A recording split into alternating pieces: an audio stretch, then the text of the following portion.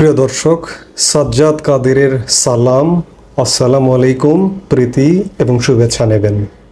এই মুহূর্তে আপনাদের সামনে কথা বলতে এসেছি ম্যাজিক ম্যান ডক্টর ইউনূসের 10 মাসে যত অর্জন। আপনারা জানেন আর 5 দিন পরে, মানে মাঝখানে 4 দিন পরে ডক্টর মোহাম্মদ ইউনূসের ক্ষমতা গ্রহণের 10 মাস পূর্ণ হতে চলেছে।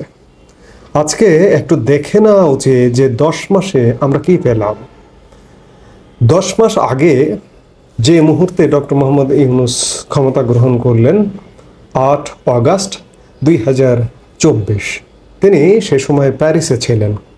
প্যারিস থেকে 8 অগাস্ট তিনি দেশে ফেরেন এবং দেশে ফিরে এসে এই বিমানবন্দরে তিনি এক বক্তব্যে বলেছিলেন যে বাংলাদেশের সামনে একটি অসাধারণ সুযোগ, এই সুযোগ আর পাবো না, এই সুযোগ হাতছাড়া করা যাবে না। এখন আমাদের দেখার বিষয় যে 10 মাসে ডক্টর মোহাম্মদ ইউনূস যে সুযোগের কথা বলেছিলাম, আমাদের সেই সুযোগ কি হাতছাড়া হয়ে গেল? সুযোগ কি হাত থেকে ফসকে দূর থেকে দূরে সরে যাচ্ছে? এই বিষয়গুলো একটু দেখা দরকার। ডক্টর মোহাম্মদ ইউনূসের সাথে আমার কোনো বিরোধ নেই। ডক্টর মোহাম্মদ ইউনূস একজন বাঙালি, একজন বাংলাদেশি, আমি একজন বাঙালি, আমি একজন বাংলাদেশি। সেই জায়গায় ডক্টর মোহাম্মদ ইউনূসের মতো একজন কীর্তিমান মানুষকে নিয়ে আমরা নিঃসন্দেহে গর্ব করতে চাই। গর্ব করবারই মতো ঘটনা তিনি ঘটিয়েছেন। বিশ্বের সব নামি দামি পুরস্কার তিনি পেয়েছেন, এমনকি নোবেল পুরস্কার, বিশ্বের সবচেয়ে প্রেস্টিজিয়াস পুরস্কারটিও তার ক্যারিয়ারে যুক্ত হয়েছে। যদিও নোবেল পুরস্কার ডক্টর ইউনূস কিভাবে পেলেন সেটি নিয়ে আমারও প্রশ্ন জাগে মাঝে মাঝে। কারণ ডক্টর মোহাম্মদ ইউনূস শান্তিতে নোবেল পুরস্কার পেয়েছেন, তিনি অর্থনীতিবিদ, পেতে পারতেন অর্থনীতিতে। শান্তির বার্তা হিসেবে এটি বলা হয়েছে ডক্টর মোহাম্মদ ইউনূস সহজ শর্তে ক্ষুদ্র ঋণ দেন জনগণকে, সাধারণ মানুষকে।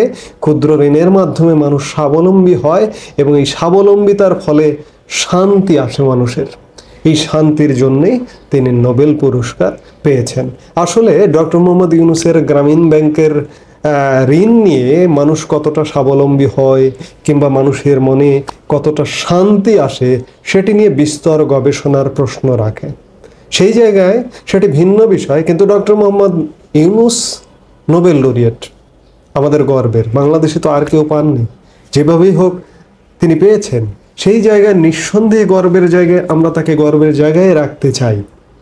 কিন্তু তিনি রাষ্ট্র ক্ষমতায় এসে আমাদের কি কি গর্বের কাজ করলেন, আমি সেগুলো যদি একটু তালিকা ধরে বলি। প্রথমেই যদি আসি যে ডক্টর মোহাম্মদ ইউনূসের নামে যতগুলো মামলা ছিল বিগত সরকারের আমলে, ডক্টর মোহাম্মদ ইউনূস তার নামে সব মামলা প্রত্যাহার করিয়ে নিয়েছেন 1 মাসের মধ্যে, কিংবা আদালত সেই মামলাগুলো বাতিল করেছে। ইন দ্য আদার হ্যান্ড যদি আপনি দেখেন যে দেশ তো পরিচালনা করে রাজনীতিবিদরা, সেই রাজনীতিবিদদের মামলা কিন্তু এখনো পর্যন্ত আছে। আমি যদি বলি যে সেই সময়ের বিগত 16 বছরের বিরোধী, রাজপথে বিরোধী, সংসদে বিরোধী দল হচ্ছে বিএনপি এবং বাংলাদেশের বৃহত্তম একটি রাজনৈতিক দল বিএনপি। বিএনপি নেতাদের এখনো পর্যন্ত আদালতের বারান্দায় হেঁটে বেড়াতে হয়। অপরাধের মামলা থাকতে পারে, কিন্তু মিথ্যা হয়রানিমূলক অনেক মামলা কিন্তু বিএনপি নেতাদের বিরুদ্ধে আছে, ছিল। যেমন বিএনপি প্রধান এই মুহূর্তে ভারপ্রাপ্ত চেয়ারম্যান তারেক রহমানের মামলা প্রত্যাহার হতে 10 মাস সময় লেগেছে সব মামলা থেকে মুক্তি পেতে, কিন্তু ডক্টর মোহাম্মদ ইউনূসের মামলা থেকে মুক্তি পেতে 1 মাসও সময় লাগেনি। শুধু তাই নয়, তারেক রহমানের যেসব মামলা থেকে তিনি খালাস পেয়েছেন সেগুলো থেকে কিন্তু আপিলের ভয় আছে। উদাহরণস্বরূপ যদি বলি যে 21শে আগস্ট গ্রেনেড হামলা মামলা থেকে তারেক রহমান খালাস পেয়েছেন, কিংবা 10 লাখ অস্ত্র মামলা থেকে তিনি খালাস পেয়েছেন। সরকার যদি মনে করে যে আপিল করবে তাহলে কিন্তু আপিল হতে পারে। কোর্টকে যদি নাড়াচাড়া করতে চান তাহলে কিন্তু আপিল করে নাড়াচাড়া করতে পারেন। তারেক রহমানের দেশে আসা আরও প্রলম্বিত করতে পারেন।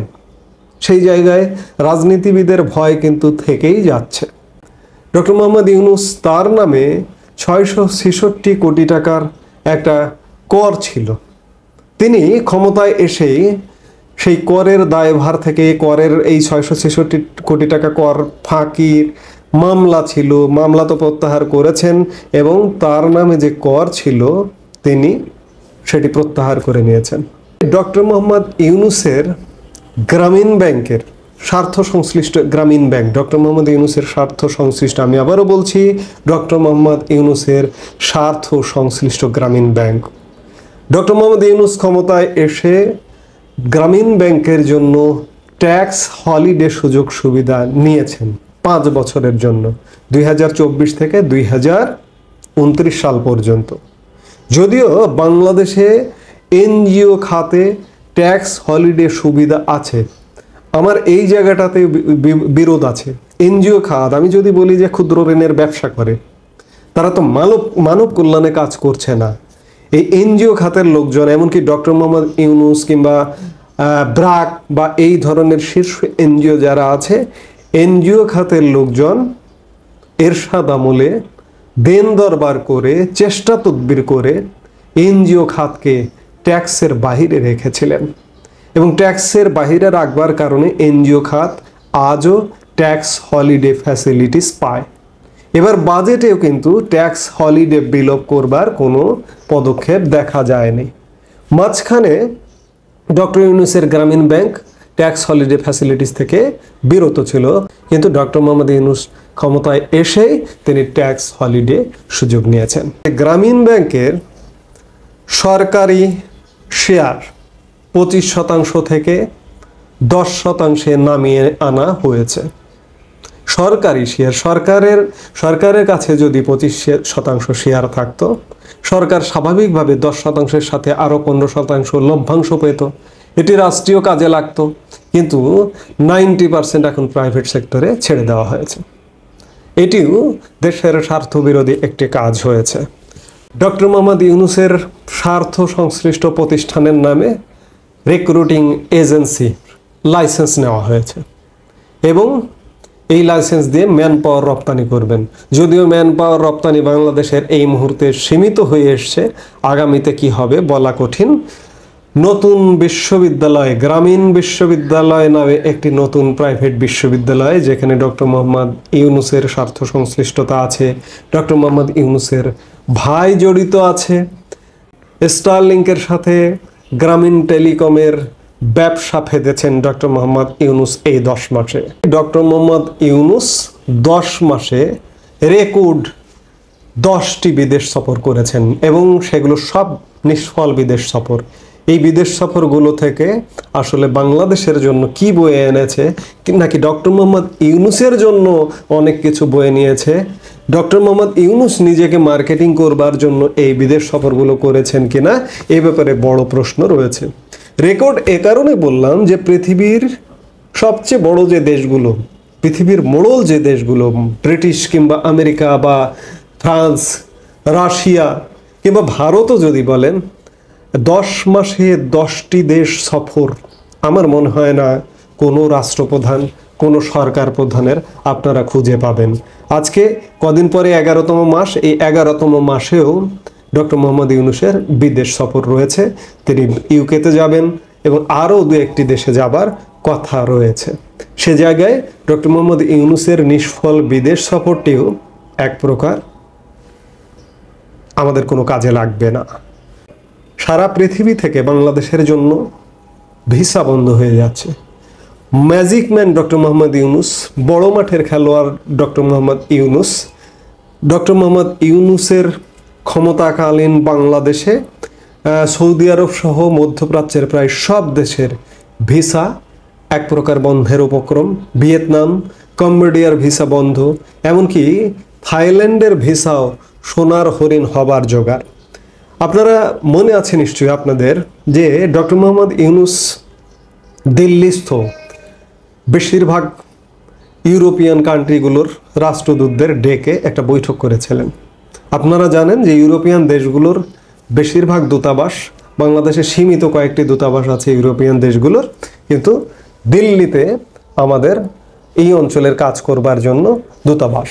বাংলাদেশের ভিসা এবং আনুষঙ্গিক কাজগুলো করতে হয় দিল্লিতে গিয়ে, ভিসা ফেস করতে হয় দিল্লিতে গিয়ে বাংলাদেশিদের জন্য। ডক্টর মোহাম্মদ ইউনূস এই ইউরোপীয় ইউনিয়নভুক্ত দেশগুলোর রাষ্ট্রদূতদের ডেকে বলেছিলেন যে বাংলাদেশ থেকে যেন ভিসা এবং আনুষঙ্গিক কাজকর্মগুলো করা হয়। কিন্তু আজকে 10 মাস হয়ে গেছে, আজ পর্যন্ত কেউ কোনো সাড়া দেয়নি, কেউ বাংলাদেশ থেকে ভিসা প্রসেসের কার্যক্রম শুরু করেনি।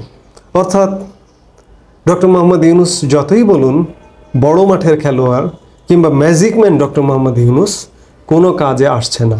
এছাড়া আরও যেসব বিষয় আছে, দেশের অর্থনীতি ভঙ্গুর, দেশে বিনিয়োগ আসছে না, ব্যবসা বন্ধ হয়ে যাচ্ছে, শিল্প প্রতিষ্ঠান বন্ধ হয়ে গেছে, বেকার সমস্যা বেড়ে গেছে, এগুলো তো প্রতিদিন বলি, কিন্তু মোটা দাগে কয়েকটা পয়েন্ট নিয়ে বললাম। এছাড়া আরও আছে যে ডক্টর মোহাম্মদ ইউনূসের আত্মীয়করণ, পারিবারিকীকরণ, গ্রামীণ ব্যাংকের লোকজনকে সরকারে নিয়োগ করেছেন, নিজের ফ্যামিলির লোককে সরকারে নিয়োগ করেছেন, ইত্যাদি নানান কিছু বলে শেষ করা যাবে না। আমি শুরুতেই বলেছি যে ডক্টর মোহাম্মদ ইউনূসের সাথে আমার কোনো বিরোধ নেই, তার সাথে বিরোধ থাকবার কোনো কথাও নয়। তিনি বাংলাদেশের একজন কীর্তিমান মানুষ, আমি এখনও বলছি, যেহেতু নোবেল লরিয়েট। কিন্তু ডক্টর মোহাম্মদ ইউনূস রাষ্ট্র ক্ষমতায় এসে কী করছেন? ভয়ঙ্কর সব ঘটনা ঘটাচ্ছেন। ডক্টর মোহাম্মদ ইউনূস নির্বাচন দিতে চান না কেন? আপনি বাংলাদেশের যে দল করুন, যে মত করুন, এই যে কর্মকাণ্ডগুলো শুনলেন 10 মাসে, বাংলাদেশের জন্য কোনো অর্জন আছে? আপনি যদি একজন বিবেকবান মানুষ হয়ে থাকেন আপনি বলুন। তাহলে কি ডক্টর মোহাম্মদ ইউনূসের আর একদিনও ক্ষমতার মসনদে আঁকড়ে থাকার কোনো সুযোগ আছে? আমরা অতীতে দেখেছি না, আমাদের সংবিধানে একটি তত্ত্বাবধায়ক সরকার ব্যবস্থা ছিল। সেই তত্ত্বাবধায়ক সরকার ব্যবস্থায় মাত্র 3 মাসের মধ্যে নির্বাচন দিয়ে চলে যেতে দেখেছি আমরা সরকারকে, এবং অত্যন্ত সফলভাবে 3 মাসের মধ্যে আইন শৃঙ্খলা থেকে শুরু করে সব কিছু কন্ট্রোলে নিয়ে নির্বাচন দিয়েছে। আজকে 10 মাসেও বাংলাদেশ ডক্টর মোহাম্মদ ইউনূসের আউট অফ কন্ট্রোল। আর কবে কন্ট্রোল আসবে? আর কবে তিনি কন্ট্রোলে আনবেন, তারপরে নির্বাচন দেবেন? ডক্টর মোহাম্মদ ইউনূস সংস্কারের কথা বলেন, কিসের সংস্কার হয়েছে 10 মাসে? কিংবা আরও 10 মাস সময় দিলে কি সংস্কার হবে? এছাড়া ডক্টর মোহাম্মদ ইউনূস আরও নানা রকম বাংলাদেশের মানুষের শঙ্কার কিছু কারণ ঘটিয়েছেন। মায়ানমারের রাখাইন রাজ্যে করিডোর ইস্যুতে বাংলাদেশের মানুষের হার্টবিট বাড়িয়ে দিয়েছেন। চট্টগ্রাম বন্দর নিয়ে বাংলাদেশের মানুষের হার্টবিট বাড়িয়ে দিয়েছেন। এ ধরনের নানা রকম দেশবিরোধী কার্যক্রম দিয়ে মানুষের হার্টবিট বাড়িয়ে দিয়েছেন। তাহলে 10 মাসে ডক্টর মোহাম্মদ ইউনূসের অর্জনটা কি? আপনি একজন বিবেকবান মানুষ, এমনকি এনসিপি করেন কিংবা ডক্টর মোহাম্মদ ইউনূসের সাথে সরকারে আছেন, আপনি বলুন তো, একটু ব্যাখ্যা দিন তো যে ডক্টর মোহাম্মদ ইউনূস এই কাজগুলো করেছে বিগত 10 মাসে, যার কারণে বাংলাদেশের চেহারা পাল্টে যেতে পারে। ডক্টর মোহাম্মদ ইউনূস চেঞ্জ মেকিংয়ের কাজ করেছে? আমি তো দেখি না, আমরা তো দেখি না। ডক্টর মোহাম্মদ ইউনূস কিংবা ইউনূসের সাথে যারা সরকারে আছেন তাদের সাথে তো আমাদের কোনো বিরোধ নেই, এমনকি আমরা কোনো রাজনৈতিক দলও করি না। তাহলে কেন বলছি আজকে? বিগত আওয়ামী লীগ সরকারের সময়ও আমরা লেখার মাধ্যমে, পত্রিকায় আর্টিকেল লেখার মাধ্যমে সমালোচনা করেছি। সেই জায়গায় আজকে আরও বেশি করে সমালোচনা করতে হচ্ছে, কারণ দেশের ভয়ানক ক্ষতির দিকে যাচ্ছে, দেশ ভয়ানক একটা অনিশ্চয়তার মধ্যে ঢুকে যাচ্ছে। বিএনপি সহ সব দল দ্রুত নির্বাচন চাইছে, এমনকি সেনাবাহিনী দীর্ঘদিন ব্যারাকের বাইরে থাকতে চাইছে না, উঠে যেতে চাইছে। দ্রুত এই বছরের মধ্যে নির্বাচন দিয়ে সেনাবাহিনী নির্বাচনের সহযোগিতা করে সেনাবাহিনী ব্যারাকে ফিরে যেতে চায়। সেনাপ্রধান কিংবা সেনাবাহিনীর আলাপেও এই বিষয়গুলো উঠে এসছে, কিন্তু কোনো এক অদৃশ্য কারণে ডক্টর মোহাম্মদ ইউনূস নির্বাচন দিতে চায় না। কিন্তু ডক্টর মোহাম্মদ ইউনূস নির্বাচন দিতে চাইছেন না, ঠিক আছে, একটা অনির্বাচিত সরকার দীর্ঘদিন থাকছেন, কিন্তু থাকবার জন্য যে কাজগুলো করা দরকার সে কাজগুলো কি হচ্ছে? মানুষের জীবন কি সহজ হচ্ছে?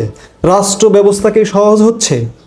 মানুষের জীবন যদি সহজ না হয়, দেশ যদি সহজ না হয়, দেশের মঙ্গল যদি না হয়, তাহলে তো ডক্টর মোহাম্মদ ইউনূসের আর এক মুহূর্ত ক্ষমতায় থাকবার কোনো অধিকার নেই।